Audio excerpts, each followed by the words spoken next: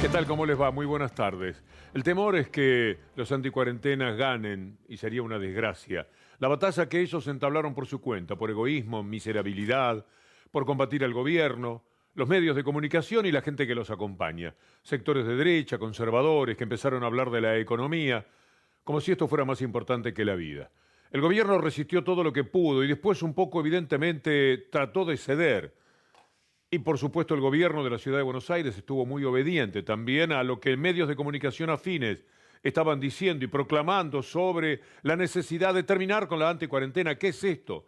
Nos quitan libertades, usted sabe todo lo que han dicho. Barbaridades, tremendo, han jugado con la inteligencia de la gente. Y como hay gente que tiene muy bajo el umbral de sacrificio, sectores de la sociedad, normalmente bastante tilingos, que no saben lo que es el padecimiento, el que millones de personas tienen en su vida cotidiana, pero que colectivamente además ha sufrido muy poco, incidieron para que si usted hacía en determinado momento una encuesta con todo ese trabajo de los medios, se iba a encontrar con que había ya mucha gente. De aquel 90% que decía está todo bien, se había bajado a un 60, un 50%. La mitad sigue fiel a que hay que cuidarse, hay que protegerse, que está en juego nuestra vida y la de las personas que queremos y la de la sociedad que integramos. Y además había una cosa de amor propio. A la Argentina le estaba yendo muy bien. Los elogios llovían de cualquier parte del mundo y esto fue lo que puso nerviosos a los medios que operan como un partido único de la derecha y que son los verdaderamente conductores de los sectores de oposición política en la República Argentina. Y se preocuparon porque los números del gobierno crecían en medio de las buenas decisiones, todo lo atinado que había hecho frente a la pandemia. Y empezaron a ganar terreno, y primero la ciudad de Buenos Aires, y después otras flexibilizaciones que se dieron, hasta que hemos llegado a una situación que a mí me desborda, con toda franqueza. Salí al oftalmólogo en el día de ayer, hacía mucho tiempo que no salía, y me llevé una enorme sorpresa. No encontré diferencia entre la ciudad de Buenos Aires, que yo estaba recorriendo, y aquella que conocí antes de marzo, la que conocíamos el año pasado.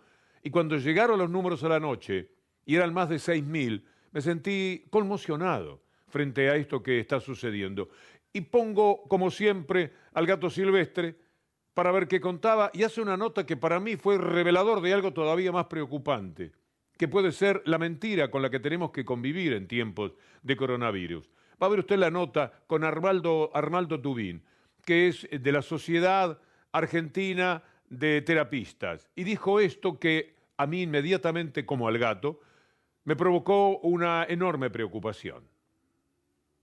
Mire, nosotros estamos muy alarmados y también estamos alarmados porque los números que se manejan oficialmente acerca de la ocupación de la terapia intensiva en la ciudad no son los que conocemos nosotros. En este momento, por lo menos en un relevamiento que hemos hecho en 42 unidades de terapia intensiva de hospitales públicos y privados, la ocupación es mayor del 85%. Bueno, 85% es demasiado con el nivel de contagios que hay. Y me pareció que, Gustavo Silvestre estaba muy sorprendido. Le dijo, usted nos dice entonces que las cifras que está dando la ciudad, y sí, no era un deseo evidentemente de confrontar, pero sí de señalar una verdad. Y por la mañana el ministro de Salud de la ciudad, Quirós, insistió con que los números son los números que ellos dan. Lo que hace una tasa de ocupación de cerca del 60%. Eso es el subsector público. Como siempre digo, si ustedes van a alguno de los hospitales del Cinturón Rojo, van a encontrar que esa tasa de ocupación es más alta, y si van a alguno de los hospitales del Cinturón Verde es más baja. Por eso yo hice la explicación entre lo que es un censo y lo que es un muestreo. Y el subsector privado reportó ayer, el subsector privado tiene una aplicación hecha por el gobierno de la ciudad donde todos los días reportan la cantidad de camas que dedican a COVID y la cantidad de camas que tienen ocupadas con COVID. El reporte de ayer a la tarde era 74% de ocupación.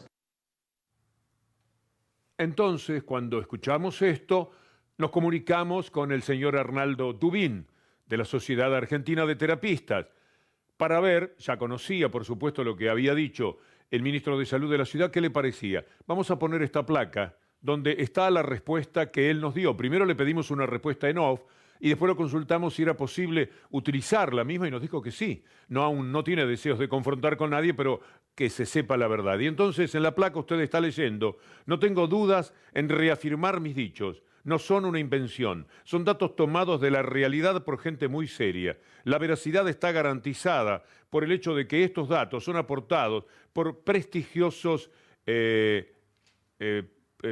personas de la actividad terapista. Vienen en 42 unidades, de 42 unidades de terapia intensiva públicas y privadas, las más importantes de la ciudad. Bueno, a mí me da la sensación de que esa ratificación debería por lo menos permitirnos conocer a ciencia cierta que no se está mintiendo con estos datos, porque es lo único que nos estaría faltando en estos momentos, en los que uno se preocupa por lo que está sucediendo. Los anticuarentenas un poco ganaron, eso hay que aceptarles algo, que están en todas partes. Uno los vio con escopetas en los Estados Unidos, en Ohio, frente al gobierno municipal. Querían destronar, quitar de su cargo a la gobernadora del estado, porque son de trampistas que querían terminar con eso. Pero en España, por ejemplo, sucede lo mismo. Y mire a los anticuarentenas que presentó de ese país sobredosis anoche. Cierran las universidades. ¿Cómo te has tomado esta medida? Pues muy bien, porque como no tuvimos vacaciones de Navidad, pues igual viene hasta bien que cierren las universidades para salir un poquito ahí de fiesta y esas cosas. No por la cuarentena. No, eso a mí la verdad que no me preocupa. Voy a salir más que antes, sinceramente. ¿Se cierra la universidad? ¿Va a hacer que tú te aísles en tu casa? No, se sale más de fiesta incluso. El homenaje a las víctimas ha finalizado con el minuto de silencio. Silencio en respeto por los más de 28.000 fallecidos, según cifras oficiales, por un virus que sigue estando entre nosotros y que ha contagiado a 260.000 personas en España. Eso es en España. Igual que aquí, un procedimiento muy extraño, pero a diferencia de la Argentina, los medios de comunicación no tuvieron la actitud aviesa de oposición política que presentaron particularmente diarios como Clarín y La Nación. Hugo Pizzi, un infectólogo muy destacado, hacía una especie de relevamiento en esta forma de comportarse de los anticuarentenas. Es deprimente tener un grupo de antivacunas, anticuarentenas, anti-todo, que se creen invulnerables, que creen que esto le pasa a los otros. Este tipo de gente, este tipo de anti, son los primeros que corren desesperados y rogando que le den la mejor cama y que los atiendan los mejores profesores. Tanto si les pasa algo a ellos como si les pasa algo a los hijos. Una cosa tan paradojal. Yo estoy indignado. Sobredosis nos ayudaba anoche a entender cuánta imbecilidad, cuánta mala onda, cuánta mala fe hay y cómo explotan lo que es la debilidad de la información que le transmiten a la gente. Y cómo juegan, por otra parte, con las encuestas de la angustia. No somos niños. Un niño puede decir, quiero salir a jugar. Y hay que decirle, no podés, pero es un niño, no entiende. Las personas mayores tenemos que entender. Y a algunos es evidente que fueron poco a poco modificando, que no pueden resistir, que nos han pasado muy pocas cosas, evidentemente, en lo colectivo, como para no resistir esto. Por eso vale la pena el énfasis, como siempre, muy gráfico, que presentan nuestros compañeros de Sobredosis. Tuvimos 48 días de cuarentena dura. ¿No fue demasiado eso? Que hay un hartazgo, ¿no? Y que se está expresando ahí. La economía que no aguanta más esta cuarentena, por lo menos con estos niveles de rigidez. Llamativamente, desde el viernes, como empiezan a flexibilizar en este momento, ahora se han transformado a favor de la cuarentena. ¿Por qué abrimos, Caro, ahora que estamos en el momento más complicado? Hoy tuvimos más de 4.500 casos. Déjame hacerte la pregunta del millón. Si está bien, entonces que se abra un poco ahora la cuarentena. Justo se flexibiliza la cuarentena en el momento que más contagios hay. Hoy 113 fallecidos, siguen aumentando. Pese a estar en el peor momento, a pesar de que los contagios sigan subiendo, la idea es abrir igual. Estamos en el peor momento. El peor momento. Claro. Y esto va hacia arriba, va creciendo. ¿Qué pasó? ¿Qué pasó? Que nadie hizo lo que tenía que hacer. Eso fue lo que pasó. que nadie respetó un carajo. Salvo cuando se me cantan las pelotas y vuelvo cuando se me cantan las pelotas. Récord de infectados en la República Argentina. ¿Te das cuenta cuando todos los días, desde el comienzo, te venimos pidiendo que te cuides, que hay que cuidarse entre todos? Por eso la irresponsabilidad de los anticuarentena, del periodismo de guerra anticuarentena, de los dirigentes del macrismo residual anticuarentena. Seguramente había mejores maneras de cuidar la salud sin destrozar la economía. Lo que destrozó la economía fue la cuarentena. Vivir implica también un riesgo, salís todos los días a la calle, la vida en sociedad. Pone boles esto, Luis. Sí, pone boles. La cuarentena lo que ha hecho es ir postergando el problema, pero no solucionándolo. ¿Se van a hacer responsables ellos de esto, cómo se ha disparado? Parece mentira lo que nos ocurre. Que estos sean razonamientos de personas que muchísimas veces han tenido la posibilidad de dirigir nuestras vidas. Pichetto, Bullrich, también los colegas. Es raro lo que ha sucedido, porque tenemos todo tipo de discrepancias, como vemos al mundo. Algunos somos hinchas del Estado, otros dicen no, el mercado. Algunos sabemos que el establishment, o pensamos, se roba todo, otros lo protegen, lo ambientan, se sienten muy cómodos, muy tibiamente acompañados o acompañan de esa manera.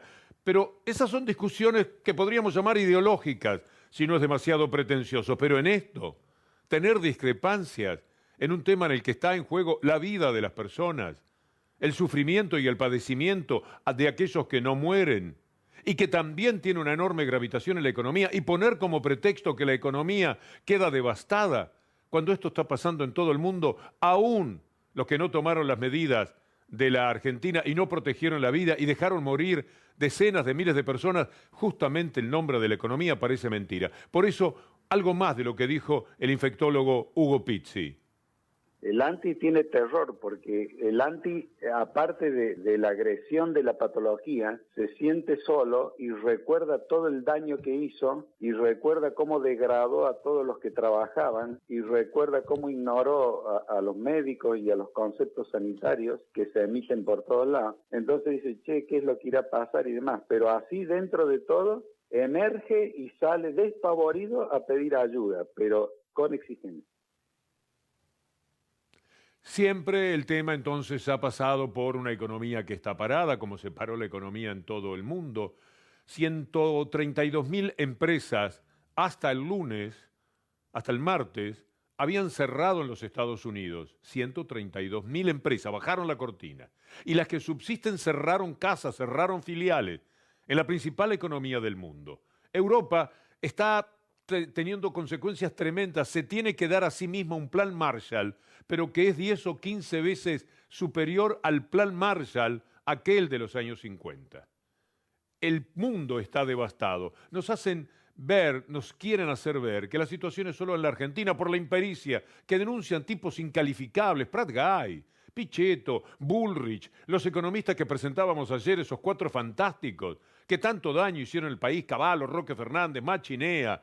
Caramba, López Murphy, hicieron mucho daño, señores. Por favor, no salgan a opinar en este facilismo que le genera cualquier cosa que se diga, va a ser cierta, el país va a tener dificultades. Mire qué novedad, chocolate por la noticia. Vamos a estar muy mal, vamos a tener muchos problemas en septiembre, sí. Va a haber muchas personas que quedaron sin trabajo, sí. En Estados Unidos 45 millones de personas. Presentarlo como que solo ocurre aquí es un disparate mayúsculo.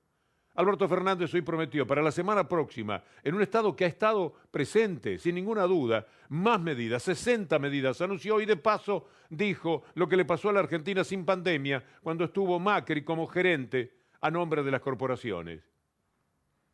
Ya pasamos varias pandemias. Venimos de una pandemia de 4 años donde nos ataron las manos y ahora nos tocó esta desgracia. Lo que sí te pido encarecidamente es que los planes, las propuestas, las ideas contemplen al empresario nacional PYME. Hemos vivido pandemias sin virus, como dijo Mario al comienzo. Hubo otras pandemias que vivió la Argentina sin que ningún virus haya pasado. Y esas pandemias arrasaron con más de 20.000 pymes en 4 años. Y rompieron, destruyeron un montón de trabajo industrial. Más de 60 medidas. Medidas que lo que tienden es ya empezar a construir un futuro más definido, cómo empezar a trabajar saliendo de esta crisis que la pandemia nos ha impuesto. Pese a todo lo que digan, la nave va. Esto es casi metafórico lo que vamos a ver, con la idea de que el país se puede poner en marcha. Los aviones levantar vuelo, los barcos partir a trabajar. Este barco formidable, una realización que no se da todos los días en cualquier parte del mundo, es de estos días, es de este tiempo. Este barco que fue lanzado a la mar simbólicamente y que dará muchísimo trabajo y que genera la satisfacción de la empresa Contesi. Hay un tuit de Alejandra Contesi, seguramente integrante de la empresa, marcando lo que esto ha significado. El Federico C., que es el pesquero más grande que hasta aquí emergió de esta empresa, Contesi. En el historial de la empresa está incluso por encima del fresquero de altura Centauro 2000, que tenía 32 metros de eslora. Este tiene casi 40 metros. Y este barco magnífico, hecho en la Argentina, todas las manos que trabajaron y todos los materiales que allí están son de la Argentina, se hizo a la mar. En este tiempo de dificultades, hay muchas empresas que siguen trabajando, porque en las fábricas algo se ha podido hacer. La idea de los comercios es otro problema, aunque por lo que yo vi ayer en Buenos Aires, han abierto una enorme mayoría. Me dejó esa impresión por lo menos, espero no equivocarme. Pero las empresas, las fábricas, han seguido trabajando. Es decir, el país no se durmió totalmente. No hay un parate como el que quieren mostrar y este barco, que es una maravilla, saliendo a la mar, saliendo a dar pelea a nombre del país, me parece que era una buena metáfora. No lo es en cambio lo que son capaces de hacer los medios. Mire cómo le hacen la cabeza. Usted tiene que aprender a leer diarios, hay que reaprenderlo, nosotros también. Porque juegan con un título, normalmente es la mentira, el ataque, la forma aviesa de comportarse, pero a veces es la sutileza. Mire cómo presentan la catástrofe económica de Estados Unidos y cómo lo hacen con la Argentina. Mire esto, que son dos títulos de La Nación. En uno, el coronavirus, es decir, la pandemia, genera un desastre en los Estados Unidos. En la Argentina, en cambio, es la cuarentena. La pandemia como concepto general en Estados Unidos, pero en la Argentina, caramba, es la cuarentena, es decir, lo que se ha hecho mal, confrontando con lo que verdaderamente se ha hecho bien. Todos los días hay que pelear contra los medios de comunicación. En ese tipo de sutilezas o en mentiras todavía mucho más graves. Soy Guado de Pedro, el ministro tuvo que salir a decirle a Clarín otra vez que mienten, que no se puede vivir mintiendo, por lo que Clarín dijo de que lo van a echar a Bernie. La verdad es que Bernie es un personaje extraño en el gobierno. Como les decíamos ayer, debe haber cosas muy positivas de su trabajo, de su movimiento, de su estar, de andar metido en todas las cosas. ¿Le gustan las cámaras? Bueno, ¿a quién no? No podemos criticar nosotros a quien le gusten mucho las cámaras porque vivimos dentro de lo posible frente a las mismas. Debe tener eficacias en lugares donde no es tan fácil detectarlas. No nos gusta cómo piensa y las cosas que dicen. No nos gusta el enfrentamiento gratuito con Friedrich. No nos gusta que haya puesto al gobierno y al propio Kicillof en la situación de decir, este tipo me sirve para muchas cosas, me da problemas, ¿qué hago? Mantenerlo.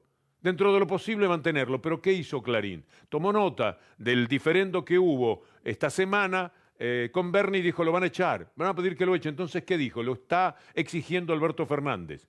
Para que Alberto Fernández apareciera echando a un funcionario de Kicillof. Imagínense el escándalo que esto significa. Y ahí está la desmentida de Guado de Pedro. Quiero desmentir la publicación de un supuesto pedido. Guado, hay que ponerle de Clarín. No le tengan miedo. Porque esto no es un tema hecho por un supuesto pedido, una publicación. No es una publicación. Es un diario que hace mucho daño, Guado. Hay que pelear como corresponde, con todo lo que se pueda. Hay que ir al frente. Supuesta publicación. El que no sabe, porque ellos prácticamente no lo van a poner, el que lo lee en otro lado, que son los menos, cree que hay una publicación, vas a saber de quién. Hay que jugar muy firme con esta gente. No hay que darles una sola ventaja. Son mentirosos, son extorsionadores y son mafiosos. Y regalarles que es un supuesto medio. No, la gente no compra en el kiosco un supuesto medio.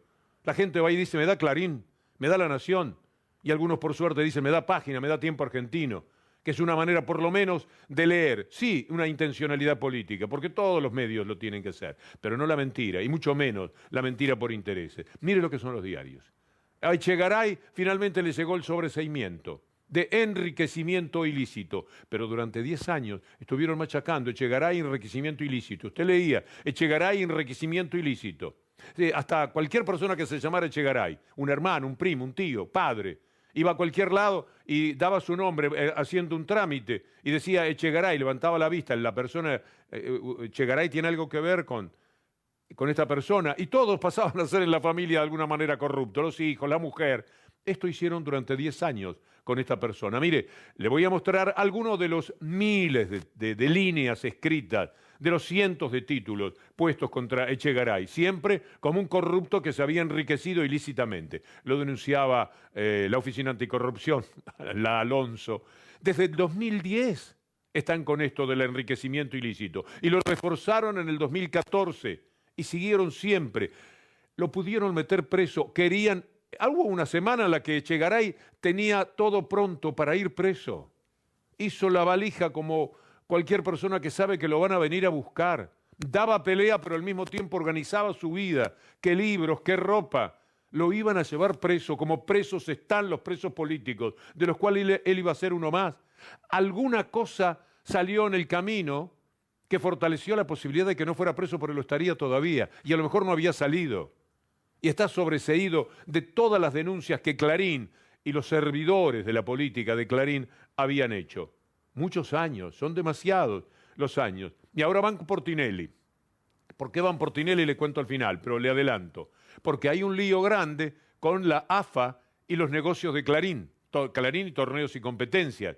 Y como Tinelli ahora maneja la AFA, y parece que les dijo, yo discrepo con eso. ¿Van a tener que poner más dinero? No. Por favor, Marcelo, licitación, sobre, y después no traicionar la licitación como hizo la AFA, que estafó a ESPN y a Mediapro porque habían ganado la licitación y le buscaron cualquier recurso para que eso no fuera de esa manera. Y lo saben todos en el fútbol. Esto que estoy diciendo no lo puede desmentir nadie. Nadie. En consecuencia, esto es así. Y ahora lo quieren ablandar a Tinelli porque Tinelli, ellos saben... Hombre de club, hombre de San Lorenzo, sabe cuánto lo han estafado en estos años. Cientos de millones de dólares se robaron del fútbol, entre ellos y la Colmebol. Bueno, por eso es que Tinelli fue atacado, con las denuncias de las escuchas ilegales. Clarín le tiró con todo. Entonces, hoy Tinelli o ayer presentó las denuncias por cómo llegaron esas escuchas ilegales a ser pasadas por el Grupo Clarín. ¿De qué manera? ¿Qué recorrido tuvieron? Hace la denuncia. Y mire cómo son las cosas. Una de las personas consultadas cuando aparecieron las escuchas de Marcelo Tinelli fue el fiscal Federico Delgado, que es muy peleador y hace bien. Federico Delgado en aquel momento dijo lo que le parecía. ¿Sabe dónde cayó la causa? Es decir, cayó en el juez Rafecas. Se sortea, cae en Rafecas, Federico Delgado. Vale la pena escuchar lo que ese fiscal que ahora tiene esa causa de Tinelli piensa de las escuchas de Tinelli. Un claro ejemplo y de un mal ejemplo de malas personas, porque esas escuchas son del año 2013. Cualquier juez que esté investigando a Juan Pérez porque vende drogas y invoca a Juan Pérez hablando con Tito sobre un partido de fútbol, lo que tiene que hacer, si es un buen juez y si es una buena persona, es ordenarle a la policía que destruya todas aquellas palabras u oraciones que no tienen que ver con lo que está investigando. Eso dice la ley.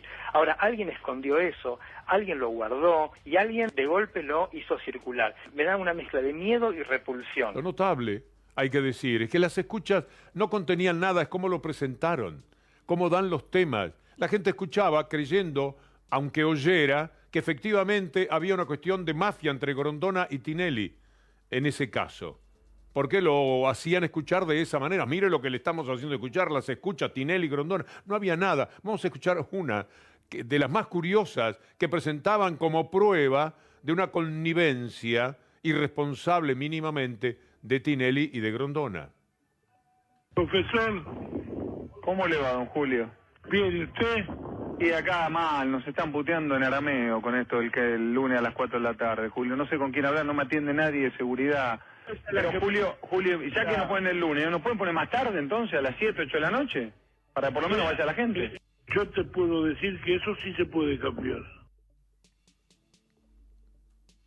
Le vienen pegando hace rato a Tinelli, ya. ¿Se acuerda de la cuarentena? Estaba perfecto lo que hizo Tinelli, no había reproches para formularle, pero ellos lo inventaron, como siempre, a través de algún troll, después la noticia y luego el recreo por todos los medios, los 300 canales robados por Mañeto a través del fútbol. Por eso Tinelli sabe de qué se trata. Y ojalá que esté muy firme, que la extorsión no gane terreno y que se plante una vez en la vida. No se come más de un churrasco por día o dos. Ya están hechos. No le tengan tanto miedo a nada, por favor. No a Mañeto, que vive del miedo que genera. No Tinelli, que está hecho. Vamos a dar pelea. Vamos a pelear por cosas que vale la pena. No dejemos que roben a su fútbol. Marcelo, no lo permita de ninguna manera. De la lucha por San Lorenzo y por todos los clubes de fútbol, que no se sigan robando como desde 1992, torneos y Clarín 50% y 50%. Que no ocurra eso. Bueno, ahí está lo de la cuarentena seguramente, cuando también los hostigaban por eso. Tinelli los peleó un poquitito, ¿se acuerdan lo que dijo sobre Clarín? Y tiene razón, si uno se pone a hablar de Clarín, Marcelo, tiene años para contar todas las matufias que han hecho. Pusiera a hablar de las denuncias que tiene Clarín en su contra. Creo que no terminaría el día. Sí, dale. Bueno, y todo esto, por supuesto, bien dosificado con el manejo que tienen sobre la justicia.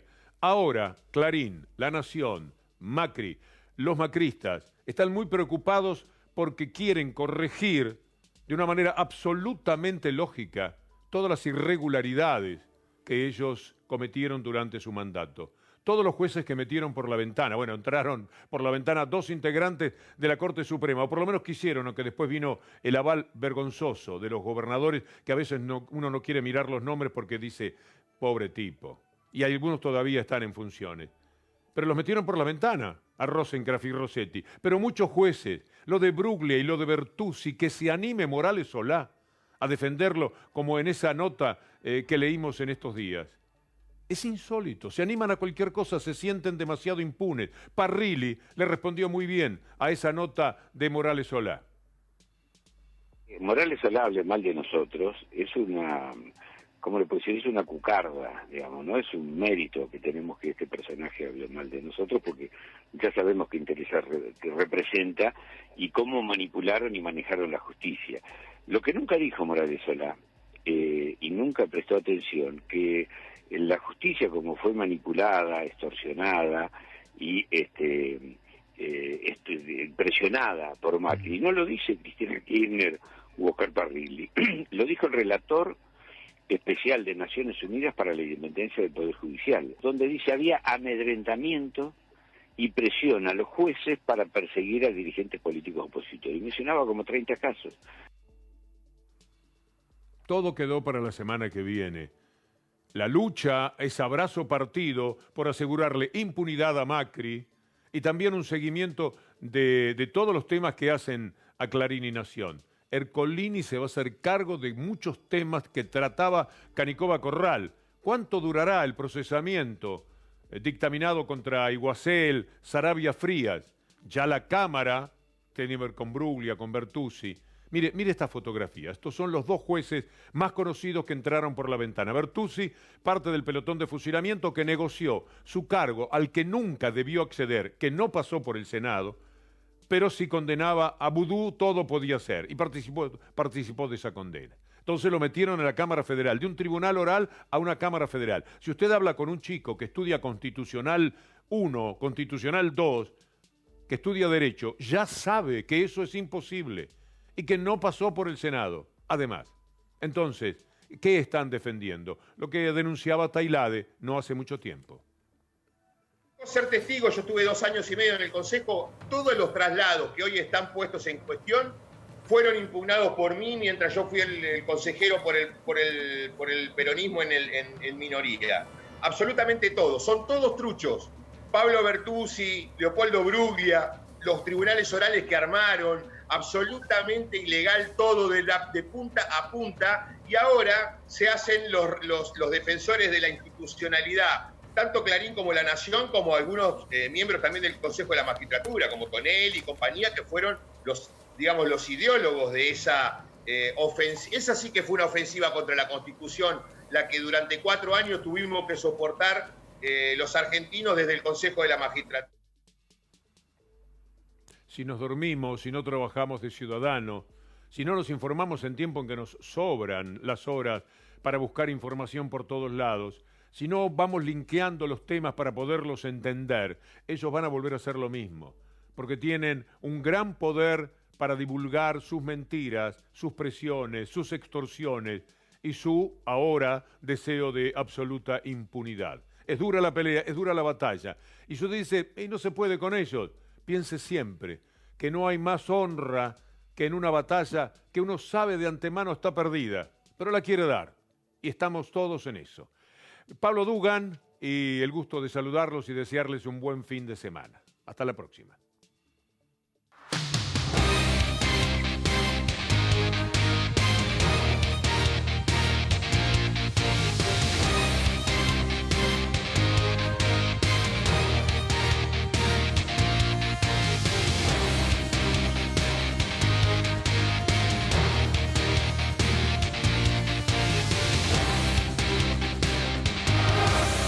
Ahora los datos del COVID-19.